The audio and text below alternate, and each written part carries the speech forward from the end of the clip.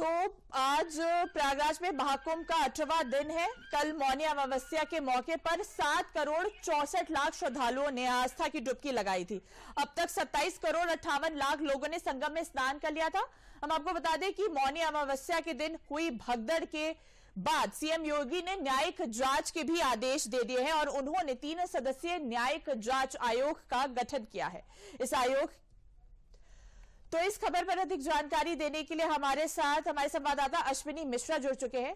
अश्विनी जी, आज महाकुंभ का 18वां दिन है और जैसे जैसे दिन बढ़ता जा रहा है, देश विदेश से आ रहे श्रद्धालुओं की संख्या भी बढ़ती जा रही है। आज का नजारा संगम नगरी में कैसा है? खासकर कल मौनी अमावस्या में मची भगदड़ के बाद कैसी स्थिति है महाकुंभ में? जी, मैं खुद आपको यहाँ के दृश्य दिखाऊंगा कि किस तरीके से ये अनवरत सिलसिला जो 13 जनवरी से शुरू हुआ है, श्रद्धालुओं के आने का, वो लगातार जारी है। हम लोग अरेल घाट की तरफ हैं। अरेल घाट मुख्य मेला क्षेत्र से दूसरी तरफ है, यमुना का तट है, लेकिन यहाँ पर भी जैसे सामान्य तरीके में कुंभ में मुख्य मेला क्षेत्र में भीड़ होती है, उस तरीके की भीड़ अरेल क्षेत्र में देखी जा रही है। आप अंदाजा लगा सकते हैं कि मुख्य मेला क्षेत्र की स्थिति क्या होगी। अनवरत सिलसिला लोगों के आने का जारी है। तकरीबन 8 करोड़ लोगों ने मौनी अमावस्या के दिन स्नान किया। उससे ठीक पहले एक दिन 4 करोड़ के आसपास लोगों ने स्नान किया। स्थितियां यहाँ ये बनी कि जब 4 करोड़ लोगों ने स्नान किया, तो चाहे वो उनके मन की अभिलाषा हो या उनके धर्मांत स्वरूप हो या फिर उनका जो है लालच हो, लोग इस लालसा में रुके रहे कि हम मौनी अमावस्या का भी स्नान करके जाएंगे। उसकी वजह कई थी कि लोगों को पैदल चल के डाइवर्ट करके मेला के क्षेत्र में अलग अलग स्थानों पर स्नान कराया गया और साधन के यहाँ से वापस जाने के उतने ज्यादा इंतजामात नहीं थे कि लोग सकुशल अपने गंतव्य पर जाएं, और जो भी उनके अन्य कारण थे। तो स्थितियां ये बनी कि 4 करोड़ के आसपास एक दिन पहले स्नान किया। 8 करोड़ की टोटल आमद रफ्त मौनी अमावस्या के दिन रही। तो स्थितियां ये बनी कि सबकी कोशिश रही कि हम जाकर संगम दोष पर पहुंचे और संगम दोष पर स्नान करें। वहां पे कंजेशन हुआ और उसके बाद की जो स्थिति है वो हर कोई जान रहा है। बिल्कुल बिल्कुल। हमारे साथ इस खबर पर विकास सिंह जी भी जुड़े हैं। विकास जी, भगदड़ के मामले में जो महाकुंभ में हुआ था, उसके लिए सीएम योगी ने न्यायिक जांच के आदेश देने की बात कही है। जांच आयोग का भी गठन कर दिया गया है। आयोग द्वारा रिपोर्ट कब तक प्रस्तुत करने का अनुमान लगाया जा रहा है? देखिए, यह रिपोर्ट 1 माह में प्रस्तुत की जाएगी और इस रिपोर्ट के आधार पर आगे ऐसे जब आयोजन किए जाते हैं उन पर जो दिशा निर्देश, कुछ गाइडलाइन दी जाएंगी, वो सारी चीजें तय होंगी और साथ ही ये आयोग जांच करेगा वो क्या क्या कारण थे, कौन लोग उनके जिम्मेदार हैं, उनकी जिम्मेदारियों के आधार पर, उनकी रिपोर्ट के आधार पर आगे की कार्रवाई की जाएगी। जो लोग हादसे के जिम्मेदार हैं उन लोगों पर कार्रवाई तय की जाएगी। निश्चित रूप से मुख्यमंत्री योगी आदित्यनाथ ने इस घटना के बाद कल एक बड़ी मीटिंग ली और उसके बाद तमाम सारे और भी दिशा निर्देश जारी किए। उन्होंने वहाँ की ट्रैफिक व्यवस्था हो, वहाँ की मेले की सुचारू जो व्यवस्था हो, वो सारी व्यवस्थाएं लागू करने के निर्देश दिए हैं। कई वहाँ पर आला अधिकारियों की तैनाती की गई है। वहाँ पर 2019 में जो मंडला आयुक्त थे उनकी आशीष गोयल की वहाँ पर एक बार फिर से नियुक्ति की गई है। इसके साथ साथ 3 विशेष सचिवों की नियुक्ति वहाँ पर की गई है। पूरे मेला क्षेत्र में सारे वीवीआईपी पास को कैंसिल कर दिया गया है। स्नान के दौरान अब कोई वीवीआईपी प्रोटोकॉल जारी नहीं रहेगा, इस बात के निर्देश दिए गए हैं। ये सारी व्यवस्थाएं लागू हो गई हैं।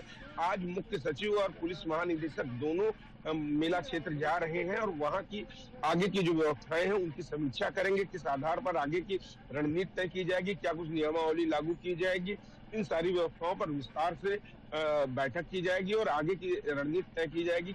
आधार पर कहीं कोई ऐसी दुर्घटना की संभावना न रहे, उस आधार पर क्रियान्वयन किया जाए कार्यों का। इन सब चीजों को तय किया जाएगा। मुख्यमंत्री बेहद ही गंभीर थे।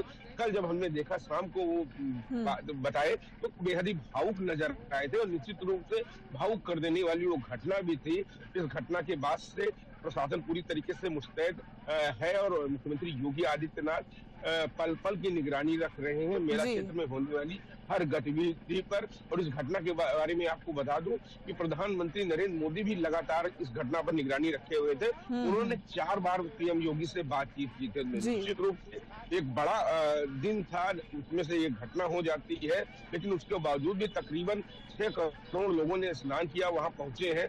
अब उनको उनके गंतव्य तक पहुंचाने के लिए तमाम सारी व्यवस्थाएं की गई है कि आने वाला हर श्रद्धालु जो मेला क्षेत्र में आया था वो अपने गंतव्य तक कैसे पहुंचे, उसके लिए रोडवेज की सुविधा हो, ट्रेन की सुविधा हो, उनको किसी प्रकार की दिक्कत न पड़े, होल्डिंग एरिया वहाँ पे जो बनाए गए हैं वहाँ पर वो किस तरीके से इंतजार कर सकते हैं, इन सभी चीजों की व्यवस्था सुचारू रूप से चलती रहे, इसके लिए लगातार निगरानी बरती जा रही है। बिल्कुल, हमारे साथ प्रयागराज से अश्विनी जी भी जुड़े हुए हैं। अश्विनी जी, महाकुंभ के दौरान जो भगदड़ जैसी जो घटना हुई थी उससे बचने के लिए योगी सरकार ने नए दिशा निर्देश भी जारी किए हैं। क्या कुछ खास बदलाव दिख रहा है नई दिशा निर्देश के लागू होने के बाद से महाकुंभ स्तर पर? देखिए, पूरे के पूरे महाकुंभ क्षेत्र को नो व्हीकल जोन घोषित किया जा चुका है। मौनी अमावस्या से 2 दिन पहले इसकी जो मियाद है बढ़ाकर कर दी गई है 3 तारीख के अमृत स्नान के लिए। जो एडजेसेंट जिले हैं, जो नजदीकी जिले हैं, चाहे वो प्रतापगढ़ हो, जौनपुर हो, सुल्तानपुर हो या फिर कौशाम्बी हो, कानपुर हो, उधर से आने वाले व्हीकल्स को बहुत दूर ही पार्किंग एरिया में तकरीबन शहर से 25 किलोमीटर दूर रोकने के इंतजाम पहले भी किए गए थे, अभी भी किए गए हैं। इसके अलावा इस पूरे क्षेत्र को अगर देखें तो भीड़ पर कहाँ ज्यादा कंजेशन हो रहा है, जहाँ डेंसिटी ज्यादा बढ़ रही है, इस पर ड्रोन से निगरानी रखी जा रही है।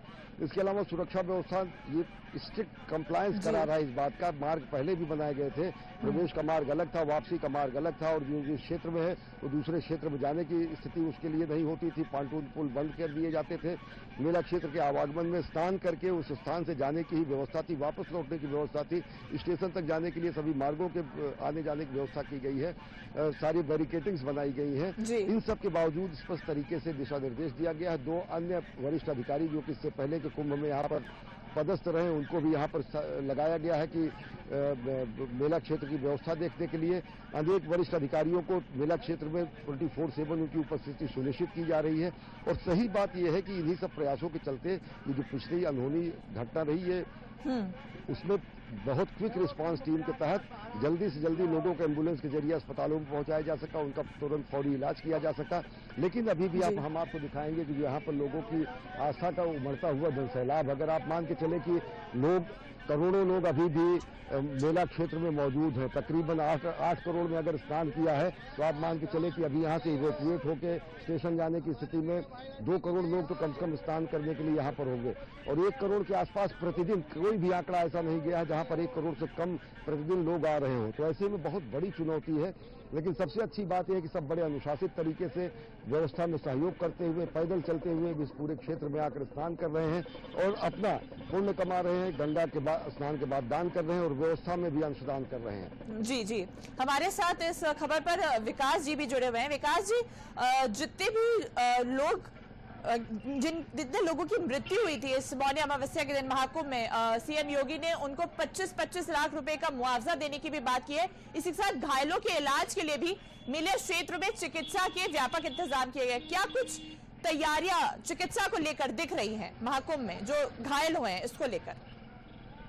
देखिए, मेला क्षेत्र में उच्च स्तरीय चिकित्सा सेवा की व्यवस्था पहले से ही की गई थी। वहाँ पर केंद्रीय अस्पताल बनाया गया था। इसके साथ साथ बहुत बड़ी संख्या में वहाँ पे एम्बुलेंस की तैनाती की गई है। वहाँ पर वरिष्ठ चिकित्सकों की तैनाती की गई थी।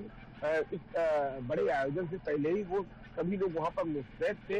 यही कारण था कि वहाँ पर चंद मिनटों के कारण ही 90 एम्बुलेंस सभी लोगों को जो इस घटना में प्रभावित होते हैं उनको तत्काल रूप से अस्पताल तक पहुंचाते हैं। वहाँ पर आईसीयू वार्ड की भी व्यवस्था है। वहाँ पर हर प्रकार की उच्च स्तर की चिकित्सा की सारी सुविधाएं वहाँ पर मौजूद है।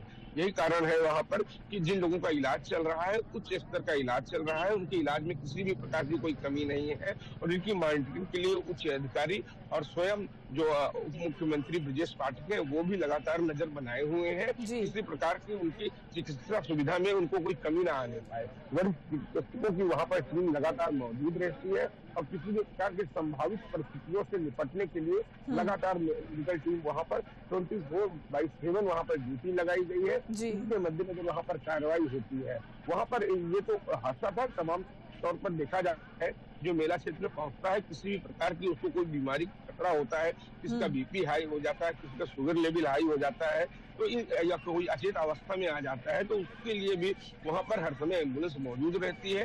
एम्बुलेंस का एक रूट रहता है, वो ले जाकर तुरंत वहाँ अस्पताल पहुँचाते हैं और उनका चिकित्सीय परामर्श के द्वारा इलाज किया जाता है। यह इलाज बिल्कुल निःशुल्क होता है। निश्चित रूप से जो कुंभ में जो भी श्रद्धालु पहुंच रहे हैं देश दुनिया से, उनके चिकित्सीय सेवाओं के लिए उच्च स्तरीय व्यवस्था उस मेला क्षेत्र में की गई।